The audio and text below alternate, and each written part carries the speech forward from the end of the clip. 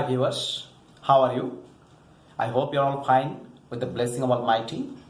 Now, in most of the competitive exams, even in case of spoken English, what we face is subjunctive mood. Today I will teach you subjunctive mood. So let's start. আমাদেরকে subjunctive mood, এই subjunctive মুডে যেতে গেলে প্রথমে আমাকে জানতে হবে mood কি, মুড আসলে কি। আমরা যেন গুলিয়ে না ফেলি, MODE মুড, এই মুড মানে উপায়, উপায় বা মাধ্যম, আর এই মুড মানে ভাব, MWD মুড মানে ভাব। তো ইংরেজি গ্রামারের ক্ষেত্রে মুড বলতে কি বোঝায়? The action of a verb is presented in a sentence in which way? I mean, how the action of a verb is presented in a sentence, that is called mood. একটা বাক্যে ক্রিয়াটাকে আমরা কিভাবে ব্যবহার করব, এইটা বোঝাতে আমরা মুডের ব্যবহার করি। মুড সাধারণত তিন প্রকারের হয়। একটা হচ্ছে ইন্ডিকেটিভ মুড, দুই নম্বর হলো ইম্পারেটিভ মুড, এবং তিন নম্বর হলো সাবজাংটিভ মুড।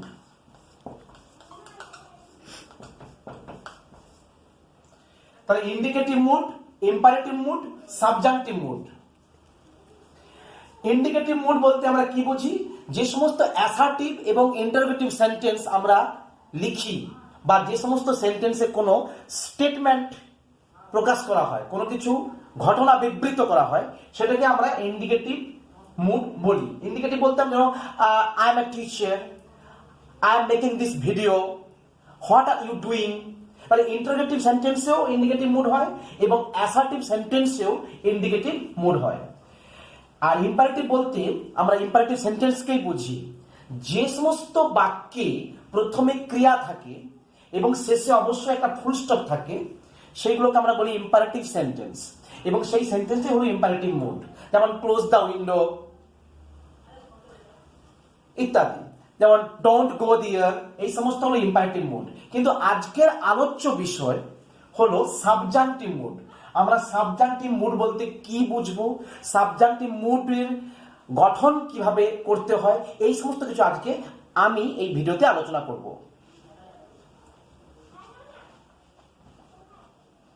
সাবজাংটিভ মুড বলতে, সাবজাংটিভ মুড বলতে আমরা কোনো হাইপোথেটিক্যাল থিঙ্কিং বা কাল্পনিক কোনো চিন্তা ভাবনা, এই ধরনের কিছুকে আমরা বোঝাই।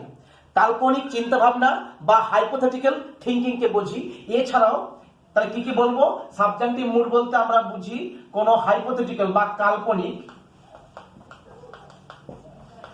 কাল্পনিক চিন্তা ভাবনা,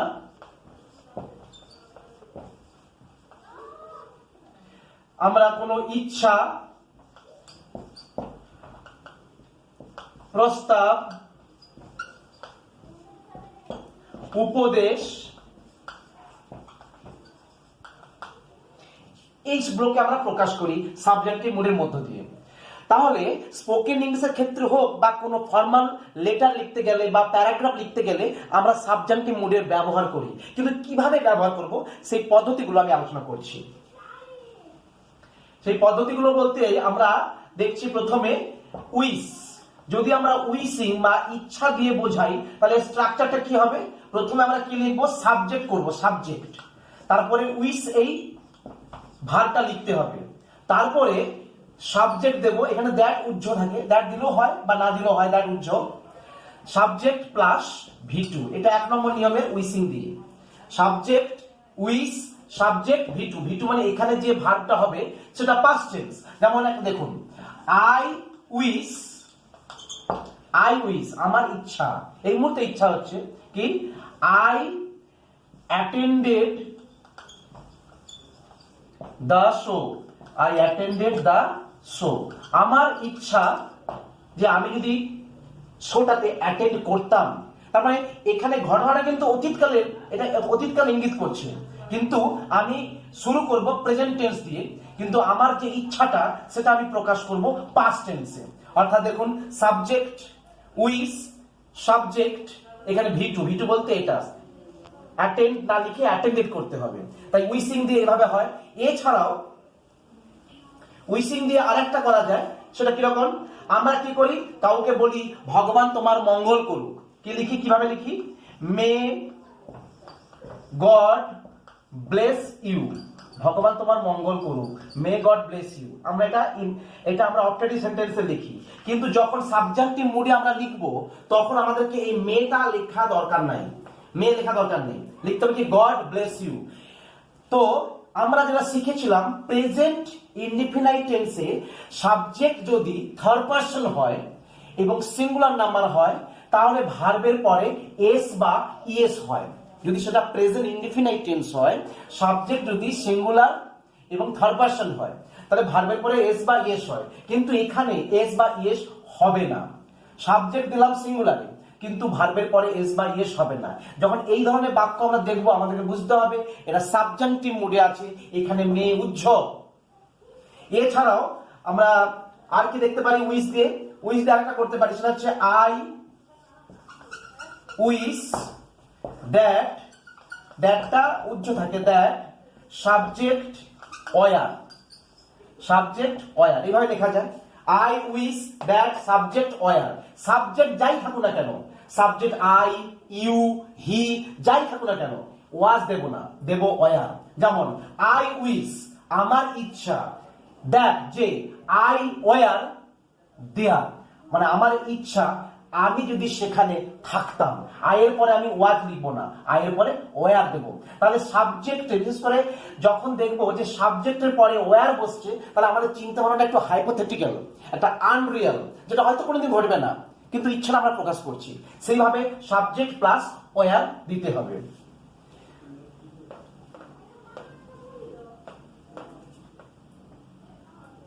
এছাড়াও আমাদেরকে কিভাবে লিখতে হবে, 2 নম্বর নিয়মে যদি আমরা এটা হলো বি সাবজাংটিভ, বি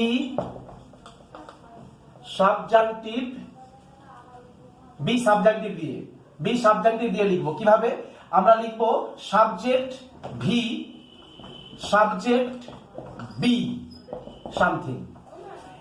তো বাক্যটা লিখতে হবে সাবজেক্ট ভি, এখানে একটা দ্যাট বসানো যেতে পারে, এখানে একটা দ্যাট বসানো যেতে পারে, subject V that subject be something. অর্থাৎ এখানে যাই ভাগ থাকুক না কেন এখানে সাবজেক্টের পরে বি বসবে, বি ভাগ নয়, বি স্রেফ বি, উইল বিও হবে না, শুধু বি। যেমন দেখুন একটা, I want that you be busy, I want আমি চাই, দ্যাট ইউ, ইউর পরে আর হওয়া উচিত ছিল কিন্তু আর দেব না, দেব বি, ইউ বি বিজি। যখন এই স্ট্রাকচারে থাকবে ভাবতে হবে এটা আমার একটা সাজেশন বোঝাচ্ছে, একটা প্রস্তাব বোঝাচ্ছে এবং সাবজাংটিভ মুডেই আছে, তার সাবজেক্টের পরে বি বসবে। আবার হ্যাভ যোগে, হ্যাভ সাবজাংটিভ মুডে কিভাবে হয়, হ্যাভ যোগে যেমন সাবজেক্ট একই নিয়মে আসবে, subject verb that subject have, এখানে সাবজেক্ট যাই থাকুক না কেন, যেমন এখানে আই ইউ হি যাই থাকুক না কেন শুধু বি হবে, ঠিক তেমনি আই ইউ হি সি যাই থাকুক না কেন সাবজেক্ট, বা যদি কোনো একজন ব্যক্তির নামও বোঝায় তবুও এখানে আমরা কিন্তু হ্যাভই বসাবো, হ্যাজ কোনো মতে বসবে না। যেমন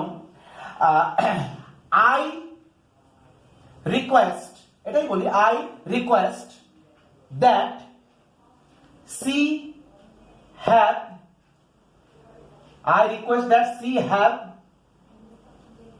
আমার অনুরোধ, I request that she have done the work। তো এখানে হ্যাভ দিলাম কেন, সি এর পরে তো হ্যাজ হওয়া উচিত ছিল কিন্তু হ্যাজ হবে না যেহেতু এর সাবজাংটিভ মুডে রয়েছে। এইরকম ভাবে স্ট্রাকচার করতে হয়, তাহলে হ্যাভ ভার্ব দিয়ে করতে হয়, বি ভার্ব দিয়ে করতে হয়। এছাড়াও সাবজাংটিভ মুডে আরেকটা উদাহরণ কি, যেমন I insist that he have, এখানে আমরা কিন্তু হ্যাজ দিলাম না, he have, I insist that he have done the work. He have done the work. I insist that he have done the work. তাহলে এখানে কি দিলাম? হ্যাভ না দিয়ে, হ্যাজ না দিয়ে আমরা কি দিলাম? হ্যাভ দিলাম, হ্যাভ। তাহলে এইরকম ধরনের সাবজেক্টিভ মুডে হয়। তো পরবর্তী নিয়ম আমরা দেখবো কি? পরবর্তী নিয়ম হলো, যদি বাক্যটা ইফ দিয়ে শুরু হয়, তারপরে সাবজেক্টটা যাই থাকুক না কেন, এখানটা ওয়ার বসবে, ওয়ার। তারপরে কি আসবে? Subject would V1। কি বললাম?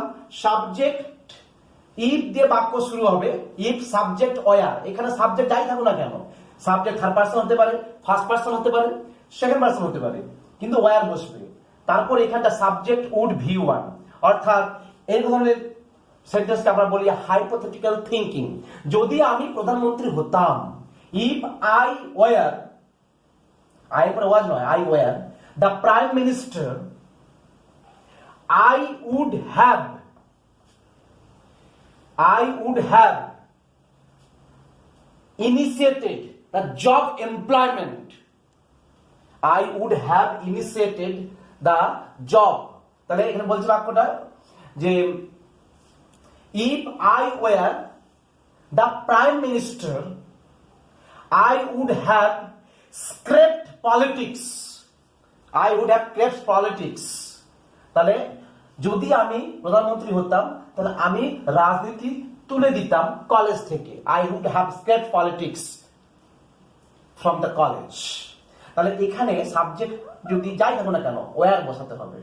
তারপরে এখানে এস উড V1। এইভাবে কন্ডিশনাল ক্লজ দিয়েও আমরা সাবজান্টিভ মুডে বাক্য লিখতে পারি। তারপরে কি রয়েছে?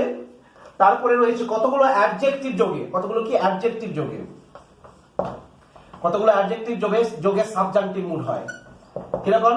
অ্যাডজেক্টিভ যোগে বলতে কতগুলো শব্দ আছে, যেমন অ্যাডজেক্টিভ রয়েছে নেসেসারি, ইম্পর্টেন্ট। এই যে শব্দগুলো বললাম, নেসেসারি, ইম্পর্টেন্ট, এই সমস্ত যে শব্দগুলো আছে, এই সমস্ত শব্দকে, শব্দের পরে যখন আমরা কোনো পরবর্তী সাবঅর্ডিনেট ক্লজ লিখব, সেগুলোকে আমরা কিভাবে পেশ করব? দেখুন, আই, যেমন ধরুন it is necessary, it is necessary, এই যে নেসেসারি দিলাম অ্যাডজেক্টিভ, ইট ইজ নেসেসারি। এখানে লিখলাম that, that he be present there, he be present there. এখানটা হওয়া উচিত ছিল যে হি শুড বি বা হি উইল বি। তো উইল বি না দিয়ে কিভাবে লিখলাম? যদি অ্যাডজেক্টিভ যোগে সাবজান্টিভ মুড হয়, তাহলে দ্যাটের পরে যে ক্লজটা আমি লিখবো সেই ক্লজে বি থাকবে, সেই ক্লজে বি থাকবে, শুধু বি, কোনো বি ভার্ব নয়, কোনো উইল বি হবে না, কোনো অ্যামিজার হবে না, ওয়াজার হবে না, শুধু বি বসবে আফটার সাবজেক্ট। সাবজেক্টের পরে শুধুই বি বসবে। এই সমস্ত অ্যাডজেক্টিভ যোগে যদি কোনো সাবজান্টিভ মুড তৈরি করতে হয়।